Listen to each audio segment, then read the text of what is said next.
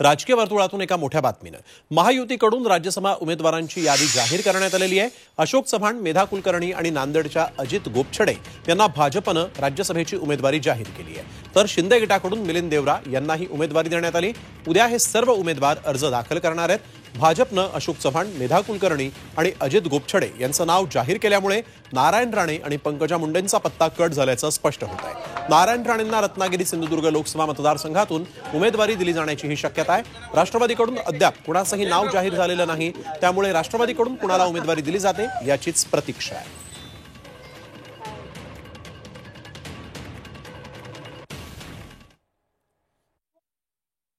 संधी मिळाली मला संधी दिल्याबद्दल पक्षातल्या वरिष्ठांचे मी मनापासून आभार व्यक्त करते आणि या संधीचं नक्कीच सोनं करण्याचा मी प्रयत्न करीन, प्रयत्नांची पराकाष्ठा करीन आणि अतिशय उत्तम रीतीने काम करून दाखवीन एवढंच मी पक्षश्रेष्ठींना ग्वाही देते।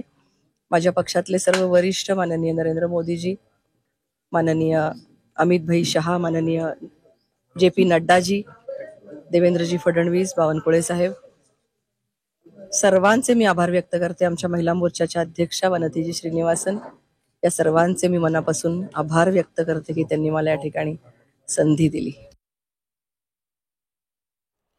महाराष्ट्रातील विकासात्मक ज्या कल्पना आम्हा सर्वांच्या आहेत, जनसामान्याच्या आहेत, त्या राज्यसभेच्या सभागृहाच्या माध्यमातून निश्चित केंद्र सरकारच्या समोर आणून त्याच्यावर न्याय निश्चित मिळेल याबद्दल मला खात्री आहे। त्यामुळे त्यांनी जो विश्वास माझ्यावर व्यक्त केला आणि ताबडतोब ही जबाबदारी राज्यसभेची उमेदवारी देऊन जी या ठिकाणी व्यक्त केलेली आहे, त्याबद्दल माझे शब्द अपुरे पडतायत।